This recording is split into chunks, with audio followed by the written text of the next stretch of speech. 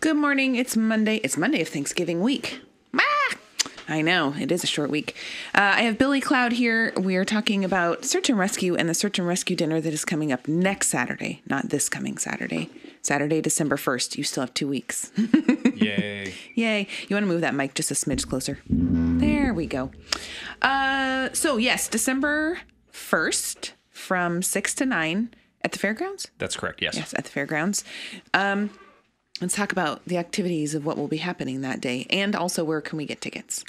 You can get tickets at South Prairie Store, the Umpqua Bank, TLC, Yo Time, or you can contact me directly and or the sheriff's office and get in touch with me and get your tickets that way. Cool. What is the sheriff's office number? 503-842-2561. I knew it was 2561, but I didn't know if it was... There's so many, then now you can't count on it being 842 anymore. That's right. It said 815, 801. So this is a fundraiser dinner for search and rescue because that isn't a volunteer group and it needs funds, obviously. Yes. So let's talk about the dinner itself. It is Papa Bear's smoked meats. That is correct. Yeah, which is amazing. Yep. Yeah, go ahead. He's gonna host the dinner, and we're gonna have a tri-tip and or your choice of tri-tip or sesame chicken. Mm-hmm. Oh, it's a good mix. Loaded mashed potatoes, a veggie, drinks. The Fern's going to host a wet bar. Oh, nice. So, so there'll be lots of different things for folks to go do. Mm-hmm. And there's an auction and a raffle, a live auction, or silent auction? Yes. Silent auction. Yes. There is going to be a silent auction. There might be an opportunity for some different games or raffles. Because we do have some firearms that we're going to be getting rid of. And so Richard Nash is in the process of kind of coming up with different ideas to auction those items off. Oh, yeah. Either a raffle or a game or something like that. So not everything will be a silent bid sheet. Which, by the way, those auction raffle games are always super fun and they get real rowdy. I bet. Yeah. I bet. We went to Dean Burdick's fundraiser benefit, and there were it got real rowdy.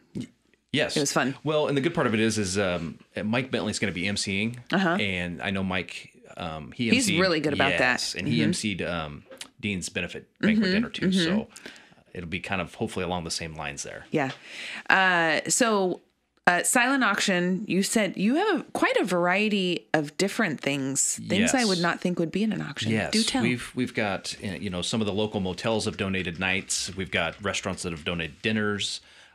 We've got gift cards to different places.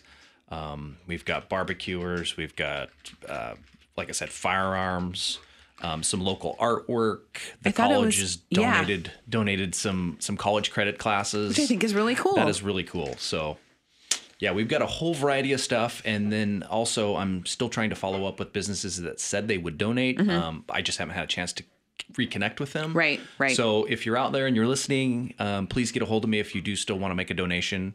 I'm trying to have all that stuff collected by the 26th so that I can sit down and kind of sweeten the pots of smaller items and that sort of thing. So please try to get a hold of me if you said you were going to donate. And even if someone didn't, if they're listening now and they're thinking, oh, hey, I would like to donate. Absolutely. You're still taking things. Absolutely. The more stuff that we can get out there and get auctioned off, the better. I mean, all this money goes back to our search and rescue program, training, equipment, all that stuff costs us money. And these are all volunteers that come out at, whatever time I page them, 1, 2, 3 in the morning to look for lost folks in our community. I'm just going to segue into that. I have more questions for you about the dinner, but we're just going to segue into what search and rescue is. I mean, obviously it's searching and rescuing people. That is correct. But it is, there's a lot of search and rescue things that we don't hear about because it's, they're found within a couple hours or it doesn't require the Coast Guard. We tend to hear about the ones where it's a real big rescue. Someone went down to Cape Kiwanda and got stuck, fell down a cliff or something, or someone got lost in the woods and it's been 5 days. Yes. We hear about those, but we don't hear about all the times you get called out. Yeah, no. I mean, in fact, just last Friday, I got called out for a gentleman who called. He was at the top of Kings Mountain. He was just tired and dehydrated, and didn't think he was going to be able to get back down. So I came out, drove up there. His vehicle was gone. So then the process of trying to track this person down is yeah. And all that stuff's time consuming and takes resources. And also, just getting these folks paged out and getting folks in the area and that sort of thing is kind of sometimes tedious. Did the guy just leave? He made it down? He made it down, and then his cell phone must have died and didn't have it on because I was calling and leaving him messages like, hey, call me when you get this. Right. And then I had dispatch do some other magic and figured out where he lived. And so then we sent the local PD over there, and he unfortunately still lived with his parents. And so they freaked out. Yeah. But what are you going to do? Within minutes, he was on the phone with mom and dad and then eventually called us back. So, it all worked out in the end, but that's all part of search and rescue. That's all things that we have to do when somebody calls and says, hey, I'm in trouble. Right. We don't stop until we physically either see that person or are able to talk to them on the phone. And they're happening all the time.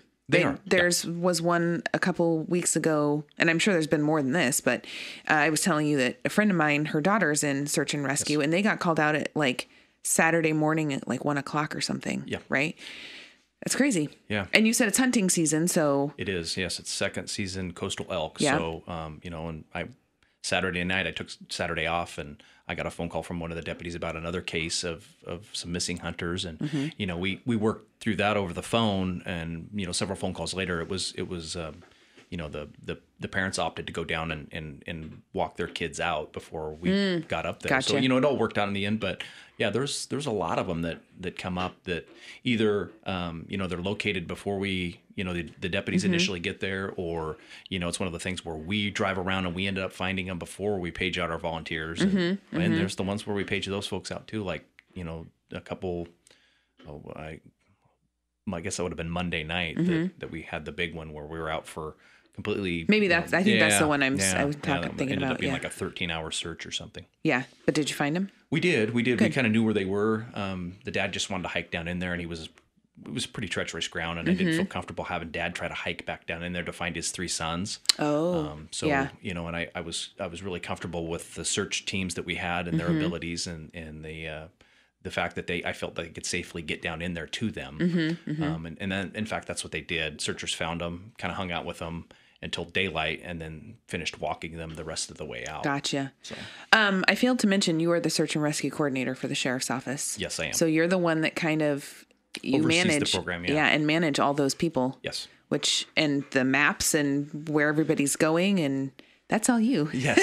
Yes. And on top of your daily duties. Yes. And it's, we put together a recruitment at the fair. We were a little low on numbers before the fair. And I talked to the lieutenant, and we came up with an idea to have a recruitment at the fair. And it turned out great. I mean, we got, it started out with like 15, 18 new people, and, the ranks have kind of dwindled down. But, sure. We've got some more solid hikers and folks that once they're trained up to 100% to the state standards, right? They're completely enabled to go out and locate folks in our community. Right. Yeah, just because you have, let's say, 50 volunteers, that doesn't mean 50 volunteers are ready and able at any given time Correct. To drop what they're doing and go help. Correct. Yeah, and it was time to try to open up the door and get some new blood in there and that sort of thing. So and it worked out really well. We've got just some folks that are just complete 10s. They're able to go out and complete the mission, and they're energized about it too. That's what's super nice. Some about new it. fresh energy into it. Yep. Yeah. Cool. And you guys do monthly trainings, right? We do. The Oregon State Sheriff's Association has set standards for all searchers in the state to I guess become certified searchers. And so, we've been working through that training with the new folks and some of the old folks, because it's always good to kind of rehash some of the stuff that, you might not be super fresh with. And and stuff changes too. It does. It's continually changing. Like next month, I'm going to try to have Washington County search and rescue coordinators come over and work with volunteers on GPS and map reading and that sort of stuff. Yeah. So, and all that stuff, that's part of this fundraiser thing is, got to buy GPSs for everybody, and everybody's got to have a radio, and none of that stuff is cheap. So that's what this banquet dinner is hopefully going to be able to help tie all those loose ends together, and folks are able to get the equipment they need to go out and do these missions. Yeah. And are you still recruiting for volunteers? Yeah, it's kind of an open recruitment. Anybody that gets a hold of me, and I'll give them an application, and it's pretty simple. Go through that, and then get them cleared, and get them on the roster, and then they're able to start attending the monthly trainings, and then once they get a few trainings under their belt, then they can start being applied to the field on cases where it's a fairly low risk, and based on their training and their equipment, and then we kind of work them up from there. Cool. I'm gonna take a quick break, and I thought we can go back and talk about the dinner. Okay. It's on my paper here. Are you ready to go to work? Tillamook Motor Company has huge discounts on commercial vans, plus 0% financing for up to 72 months. Ford Transit vans stand head and shoulders above the competition. Configure the cargo doors to suit your job with a cargo box floor that is flat with near vertical sides for maximum usable space. Choose from a wide range of products designed to suit different trades: cargo dividers, multi-racks, bulkheads, and sliding platforms. Use your imagination to create one hardworking vehicle designed with you in mind. Take a test drive today at Tillamook Motor Company on the friendly corner of 5th and Main in downtown Tillamook. Tillamook Motor Company, a better place to do business. I'm talking with Billy Cloud from the Sheriff's Office. I don't know that I said that when we started today. But if I did not, you are Billy Cloud. That is correct, yes. And we're talking about search and rescue, which is search and rescue one of the mandated requirements of a sheriff's office? That is, yes. It's one of the 3 mandated functions of the office. And so we're talking about, obviously, Tillamook County Search and Rescue. They're having a fundraiser dinner on Saturday, December 1st, which is not this coming Saturday, but the following Saturday, from 6 to 9 at the fairgrounds. Tickets are $20. I can read your paper upside down real well, can't I? Wow. Just turn it around. Yeah. Tickets are $20. What I cannot read is where they're available. No, you can read it. TLC Fiber, Umpqua Bank, South Price Store, Yo Time, and Oregon Coast Bank? Oregon Coast Bank. Maybe that was it. Yes. Is that right? Yes. Because one of them said Columbia Bank, I think. I think so. I think there was a typo on one of them. Yeah. And then they can also contact me directly at the Sheriff's Office. Yeah, the Sheriff's Office, 842-2561. You got it. So let's be lots of fun silent auction things, a delicious tri-tip dinner, a raffle. So you're going to try to figure out with all the donations, what's going into the silent auction, what's going into a raffle. That's correct. We're having a meeting tonight at 6 to try to kind of hash out exactly how all that's going to play out at the auction. So I'm not quite sure exactly how all of them are going to be handled yet, but show up and it'll be a surprise for everybody, I guess. Surprise! And there will be some live entertainment. There is. One of our search and rescue volunteers is a member in a band, and she asked if it would be okay for them to play background music, and I said absolutely. So she's going to be there with her band. I think you can say her name. It's Sydney Elliott. And I'm not who has recently been playing at Pacific Restaurant, because I was there a couple weeks ago, and they were there playing, and it was lovely. They have great music. Yeah. We're also going to have a keynote speaker. Her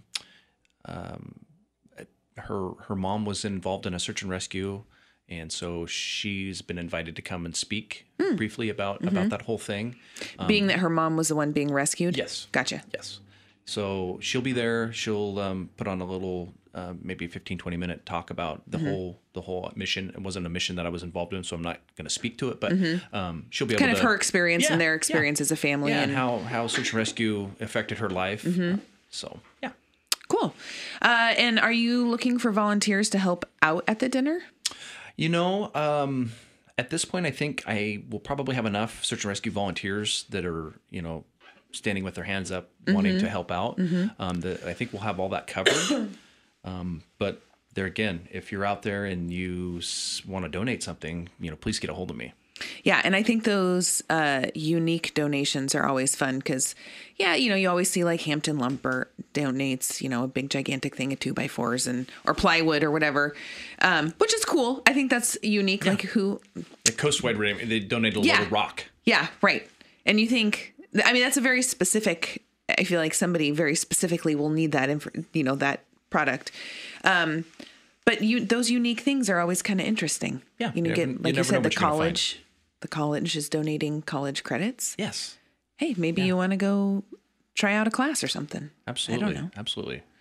So, let's see, 6 to 9, December 1st. Let's talk about the silent auction things again, since we were just talking about them. Like, tell me some more things that were in the silent auction.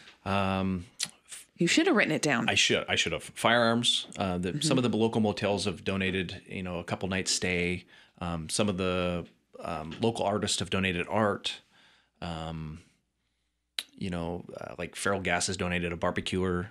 Did you hit up Hampton Lumber? I did. And like I say, some of those folks haven't recontacted Oh, gotcha. me yet. I see. So, Coastwide donated a load of rock. Tillamook Sporting Goods, they were very generous. They donated, some fishing rods, some crab pots, like a 50-piece disaster preparedness kit, which I thought was kind of interesting. Cool. Yeah. I haven't looked inside to see what all's in there, but it's there.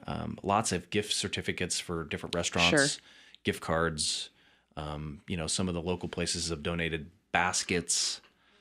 So there's all kinds of stuff. That's just the things that I can remember off the top of my head. Something for everyone. Yes. Right?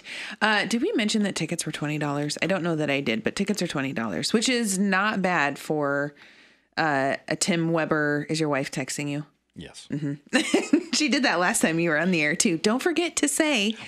She just texted me coolers. Cabela's. He got back to me this week and has donated. Thanks, Rachel. Very large coolers.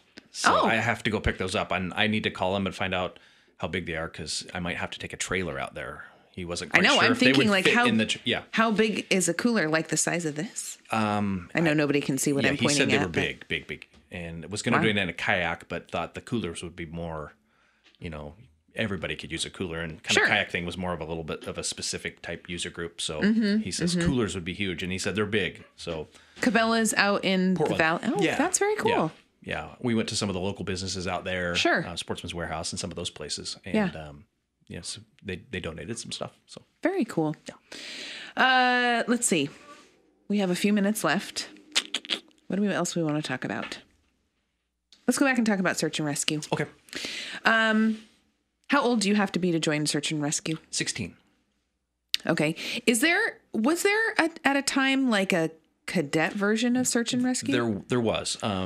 Dean Burdick had a cadet program when he was the search and rescue coordinator, and that kind of dissolved over time as those kids kind of got older. Sure. It was something that we have kind of discussed at maybe bringing back, but with the new recruitment and getting our new SERV volunteers trained up and the transition in the office of people doing different contract jobs, just didn't have the manpower or the time to dedicate to getting those programs up and running. Right. It's still kind of, I guess, on the back burner right now, but eventually that is something that we would like to see happen. Sure. You train those kids and then they just then go into, like you said, you have to be 16. So then they kind of transition into and it's kind of a different, it's a 2-week, almost like a boot camp. They call it SARTA. It's kind of, a joint operation between Washington and Tillamook County Search and Rescue and the Sheriff's Office.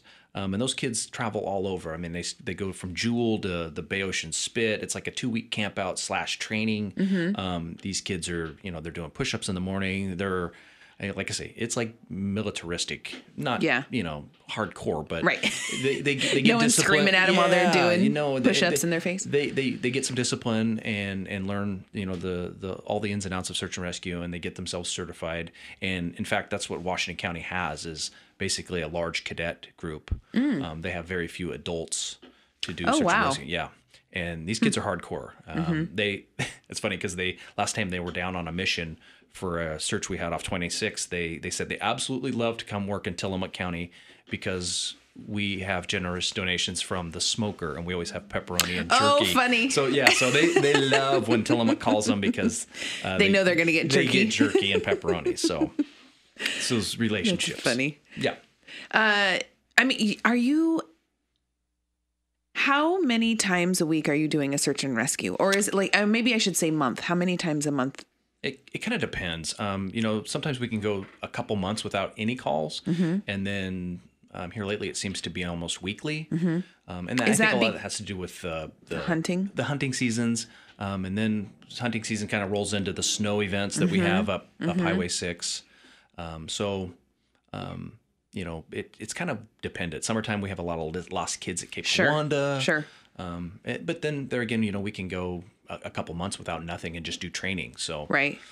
Yeah. Let's talk about how not to become a search and rescue case. Oh, yes. Go prepared. Have a plan. Tell somebody where you're going. Have a time that you're going to be back. Take stuff that could potentially save your life. I mean, it can all fit in a fanny pack.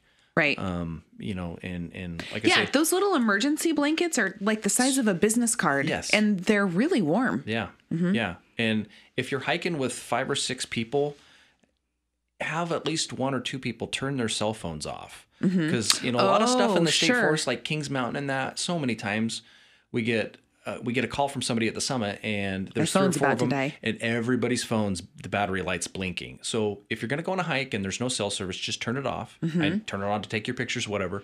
But at least have somebody have a phone that is, the battery's 100%. Right. So that when it comes time for an emergency, if you need to use it, you have the battery to be able to, for Yeah. us to ping it or for us to call and get some information and that sort of thing. So That's a really good idea. Yeah. And if you're hiking by yourself, they have external batteries that are really easy to get now. Yeah. Get an external battery. pop that thing on there and you're Yeah. good to go. Every time, let's see, I think Gordon, when he comes in, we talk about this a lot, about telling people where you're going, about what time you're supposed to be back and all that kind of thing. And it always, did you see that movie, 127 Hours? The guy in the Utah, I think it was Utah, cut his arm off. It got smashed in a rock. Yeah.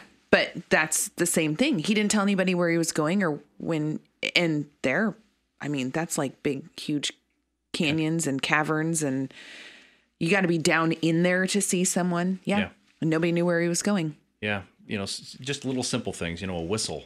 You yell for 45 minutes, at the top of your lungs trying to get somebody's attention. People get hoarse. They can't talk. Right. You can blow a whistle for hours. Just little simple things to help save your life or save somebody else's life. And it just takes a minute to throw that stuff together, carry it with you. Yeah. Well, and even if you don't think, oh, we'll be back by 5 o'clock or we'll be back before dark, taking the things like an emergency blanket, because you never know. Yes. You never know. You don't know what's going to happen. Well, and even if you're not hiking, just traveling Highway 6. Yeah. Keep that stuff in your car. Even if it wouldn't be for you, it might help somebody else that's stranded. Yep. I always have a blanket in the back of my car because Yeah. I'm always cold. When we're driving, like, I need the blanket. I'm cold. Blankets, water, some snacky foods. Yeah, you could come up on an accident and someone, you need water for, I don't know, helping out with an injury. I don't know. Yeah. There's a million things you can use that stuff for.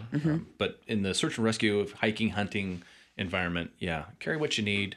Don't leave the truck without that stuff, especially in the afternoon. People run off and they run down in the canyon after an animal and they don't bring a light.